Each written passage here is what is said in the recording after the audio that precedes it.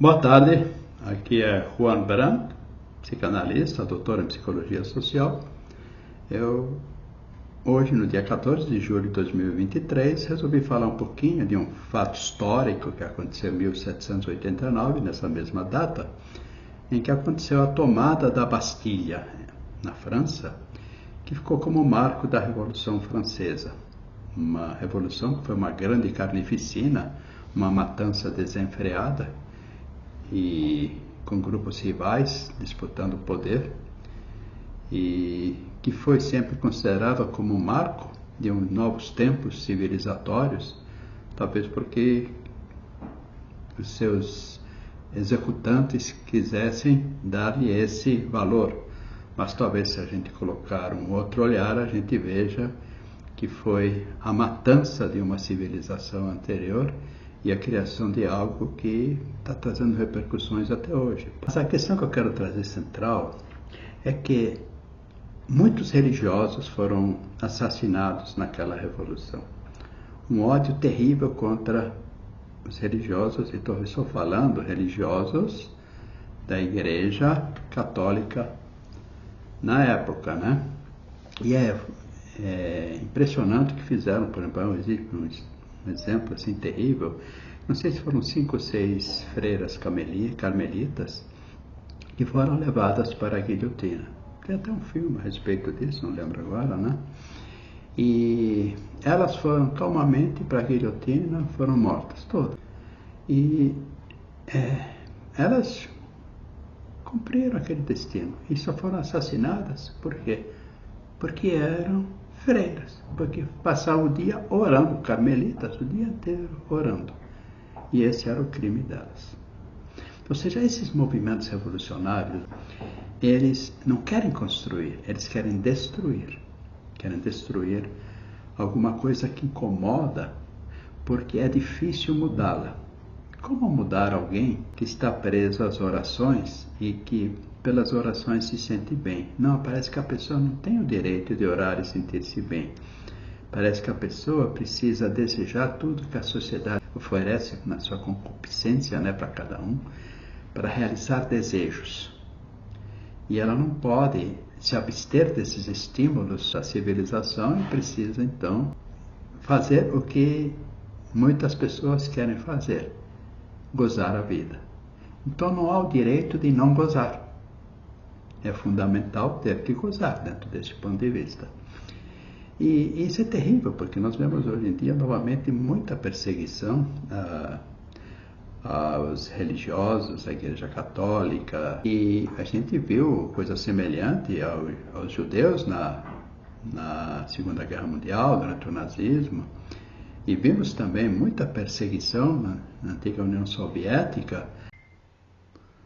Um recorte aqui, eu havia esquecido, do que foi a Revolução Espanhola nos anos 20, tem 100 anos, em que foram assassinados em torno de 18 mil religiosos, padres e freiras, sendo que muitos padres foram pendurados em portas de açougue, naquela guerra dos anarquistas e comunistas aliados, que para ocupar o poder naquele país, realizaram aquela tremenda carnificina. E isso sempre fez parte da história. Ou seja, todos os movimentos revolucionários, nazismo, comunismo, a Revolução Francesa, são parelhos, eles sempre foram destrutivos da religiosidade. E, em especial, essa religiosidade cristã, né? Porque ela traz certos valores que confrontam o judaísmo também, né? Que confrontam essa luxúria toda, essa sociedade de consumo. Então, e aí eu venho aqui para a psicanálise, porque é a psicologia, né, e a psicanálise, porque esses campos ficaram por demais engajados justamente em discursos que levam a esse ataque à religiosidade, na medida em que esses campos de conhecimento ou não valorizam o aspecto religioso das pessoas ou atacam efetivamente. E o próprio Freud fez isso com aquele livro chamado Futuro de uma Ilusão, em que ele condena a religiosidade. E ele foi criado dentro do judaísmo e com muito conhecimento do cristianismo, através da babá dele, frequentou igreja, sinagoga e tudo mais. Mas houve sempre esse movimento como que a negar o valor da espiritualidade. Ora, na nossa clínica, as pessoas trazem seus valores religiosos. A maioria dos nossos pacientes trazem a fé em alguma religião cristã, às vezes é uma religião afro, ou espiritismo, mas as pessoas trazem sua religiosidade. E esse empenho da psicanálise, da psicologia, dizendo-se ciência e negando, fica uma coisa muito estranha, porque negam sem nenhuma comprovação científica. Ué, se você está dentro, se diz cientista e quer afirmar alguma coisa, você precisa ter algo inquestionável. E se você quer negar, tá bem.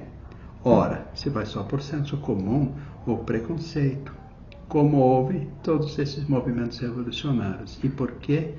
Porque parece que a oração incomoda aqueles que desejam dar-se da possibilidade de realizar desejos natural, mas tudo bem, mas por que opor-se aos outros? Ou então trazem como ideologia que isto é absurdo porque não é visto.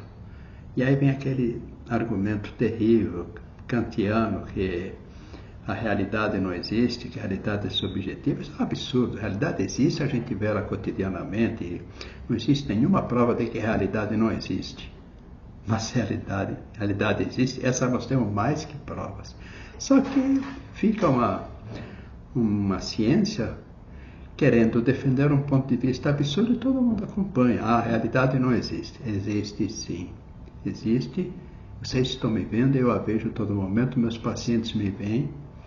A criança nasce e a realidade, que é subjetiva, que dizem esses que a realidade não existe, não, ela é introjetada, mas todos vemos a mesma janela, a mesma porta, o mesmo cachorro.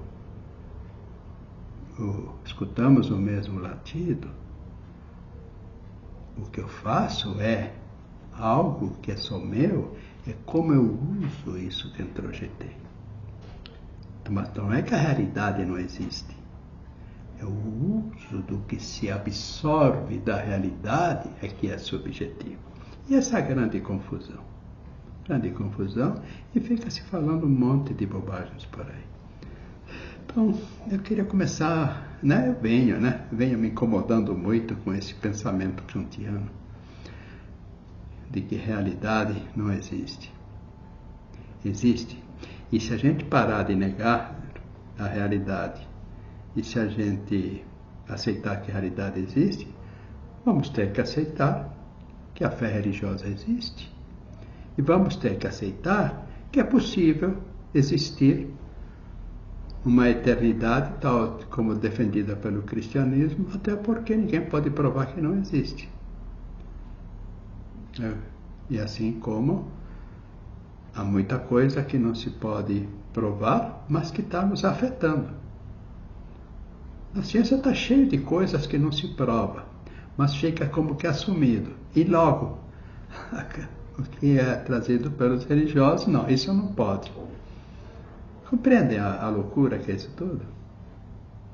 Acho que está na hora a gente começar a se opor um pouquinho a muito discurso destrutivo, porque isso leva a matar pessoas inocentes. E é aí que é o ponto central. E essas pessoas inocentes, elas existiam.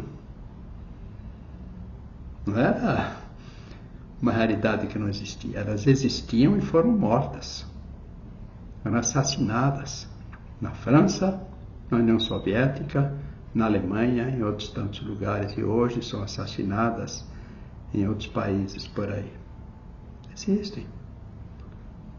Mas, quando você começa com um discurso dúbio que a realidade não existe, fica tudo muito fluido, muito Tipo, de repente não é bem assim.